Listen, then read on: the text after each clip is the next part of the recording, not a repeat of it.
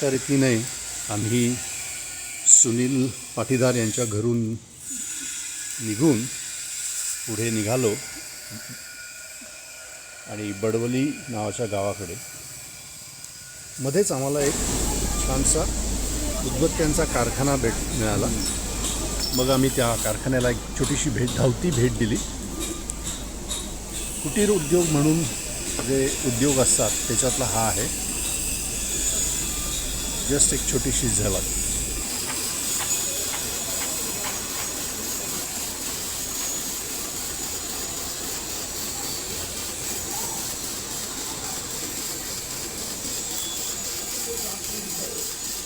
Basically ज्या दांड्या आहेत त्याच्यावरती तो लेप लावला जातो आणि असं या उदबत्त्या त्यातनं तयार होतात.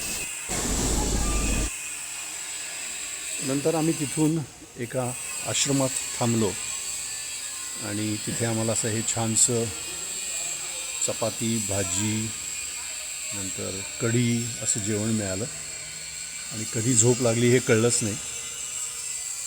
कारण आता दुसऱ्या दिवशी आम्हाला बडवानी आणि बडवानीहून शूलपाणीकडे कूच करायचं होतं.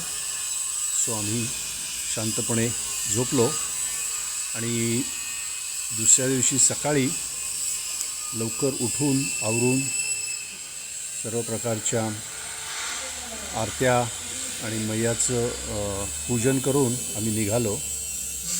आणि आज मेधाचा वाढदिवस होता आणि बघा बडवानीमध्ये शिरल्या आम्हाला बालभोगमध्ये स्वीट डिश मिळाली.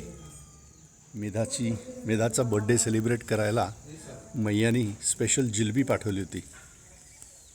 सो असं तो बालभोग करून आम्ही बडवानीतून पुढे निघालो आणि आता हळूहळू आम्हाला शूलपाणीच्या जंगल आणि माउंटन रेंजची चाहूल लागायला लागली.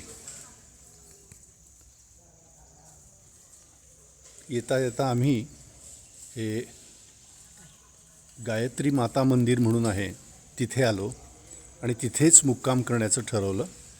कारण जंगलात संध्याकाळी खूप उशिरा चालण्यात काही पॉईंट नव्हता आणि ऑलरेडी दुपारचे 2 वाजले होते आणि मग जेवून निघणार कधी म्हणून असा विचार केला की आज इथेच राहूया आणि उद्या सकाळी बोरखेडीला जाण्यासाठी निघूया. सो दुसऱ्या दिवशी नेहमीप्रमाणे उठून थंडगार पाण्याने आंघोळ करून आणि भयंकर थंडी होती त्या दिवशी पण तरी बोरवेलचं पाणी गरम होतं त्यामुळे आंघोळ करून आरती करून आम्ही सगळेजण बाहेर पडलो. असा सकाळचा सूर्योदय मस्त होता. थंडी होती, थंडी मी म्हणत होती पण चालताना खूप मजा येत होती आणि प्रचंड धुकं पडलं होतं सगळीकडे. त्यामुळे कसा एक वेगळाच लाईट इफेक्ट आला होता. हे बघा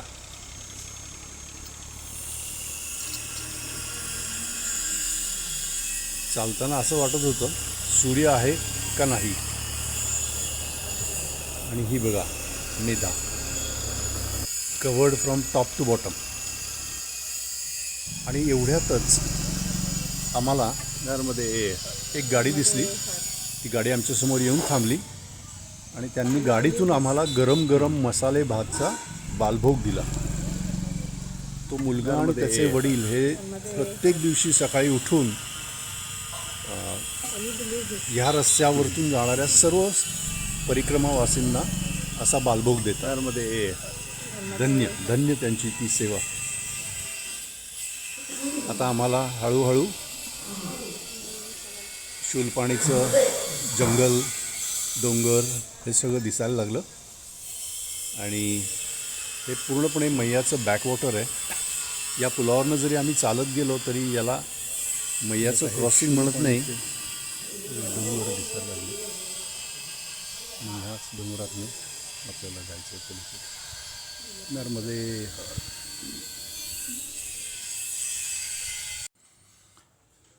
असंच आम्ही पुढे सुरुवात केली चालायला.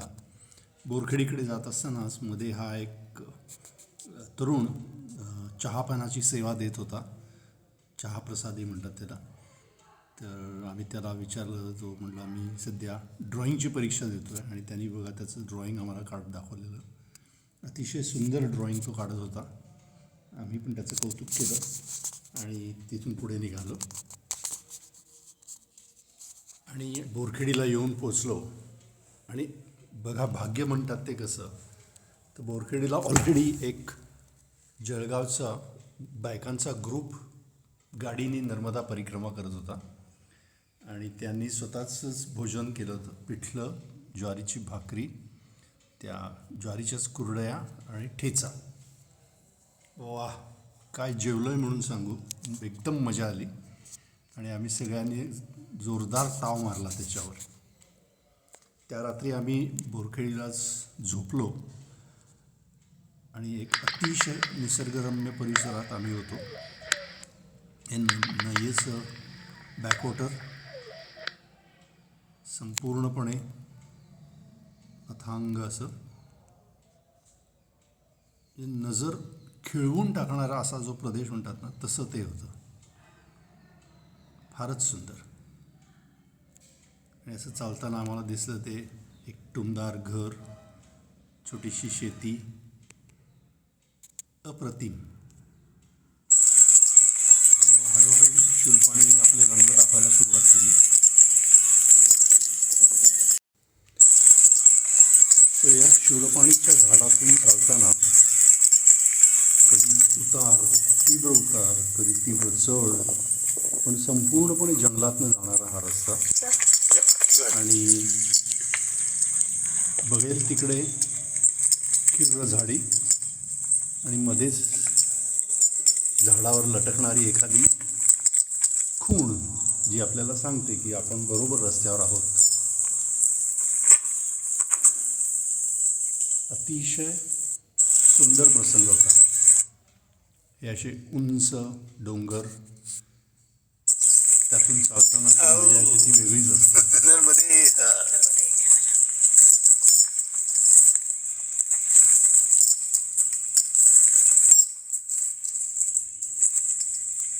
याच्यात एक गोष्ट नक्की होते की या जंगलातून चढताना थकवा खूप येत नाही. जेव्हा चढाई येते तेव्हा मात्र दमछाक होते.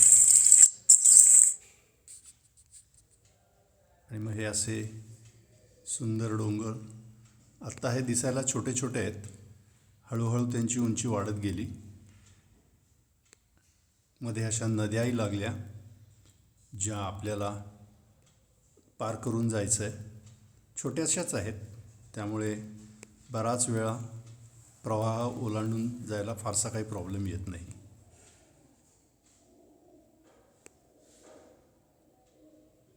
पण त्यांची ब्युटी, जी प्रायमल ब्युटी म्हणतात, ती बघण्यात फार मजा येते. हाच पर्वत बघा, याचा हा कातळ, कित्येक लाख वर्ष जुना असलेला हा पर्वत आपल्याला बघायला मिळतो. हा बघा, त्याची ती रौद्र रूप आणि त्याचं ते एक वेगळंच रॉ नेचर आपण जे म्हणतो, ते बघण्यातली मजा काही वेगळीच असते.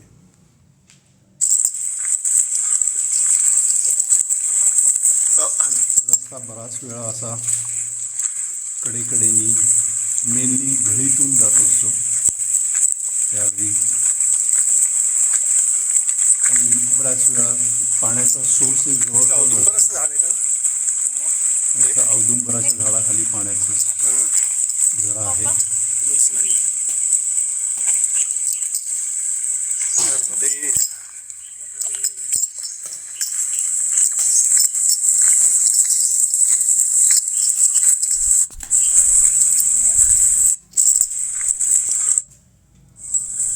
काही काही वेळा चढ मात्र अतिशय तीव्र असतो, तिथे खूपच दमछाक होते.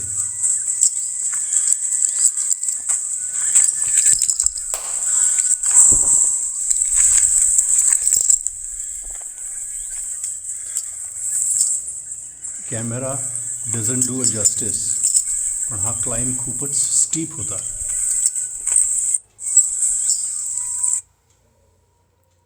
आता तुम्हाला दिसेल हळूहळू डोंगरांची उंची वाढायला लागली आणि आमच्या दमछाकीचं प्रमाणही वाढायला लागलं.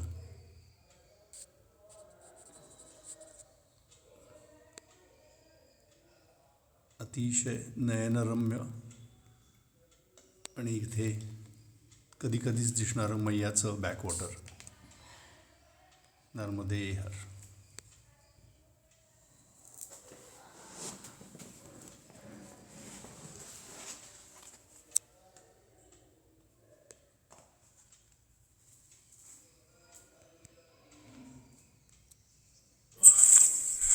सुंदर याच्यामध्ये अशी घाटीमध्ये ही घरं आहेत. इथे घर, इथे घर. शेजाऱ्यांकडे चहा प्यायला जायचं म्हणलं तरी प्रॉब्लेम, पण कम्युनिकेशन आहे. शूलपाणी नर्मदे हर. आणि मग कधी कधी असे सुंदर स्पॉट्स मिळतात की जिथे आपल्याला धबधबे दिसतात.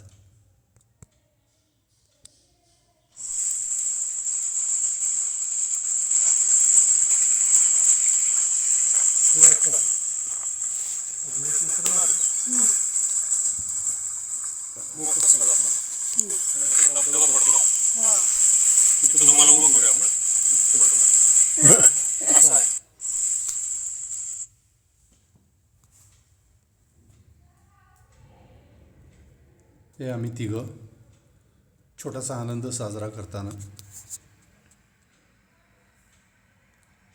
असा हा सुंदर रस्ता कड्यावरून चालू आहे. आणि मी आता कड्याच्या मार्गावरून नर्मदे हर, नर्मदे हर, नर्मदे हर.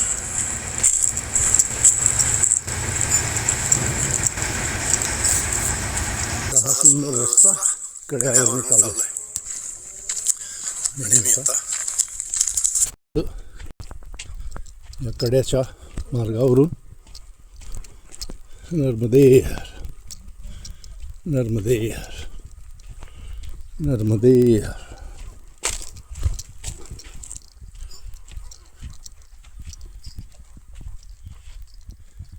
या नर्मदे हर. नर्मदे हर.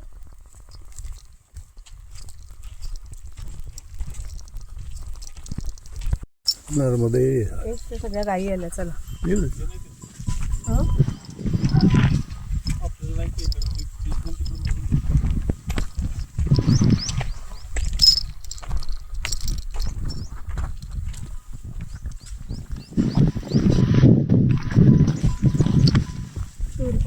इकडे इकडे कुठे? इकडे इकडे. नर्मदे हर, नर्मदे हर. नर्मदे हर. घाबरू नको, जाऊ दे.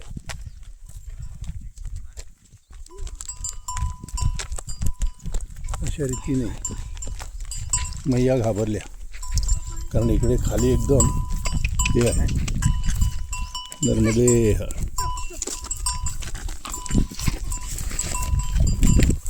नर्मदे हर, नर्मदे हर. तेच ते सगळ्या गायी आल्या. चला येऊ. अजूनही अशाच चित्तथरारक चढणी आणि उतरणीचं दृश्य अजून बाकी आहेत. ती आपण उद्याच्या व्हिडिओमध्ये बघूया.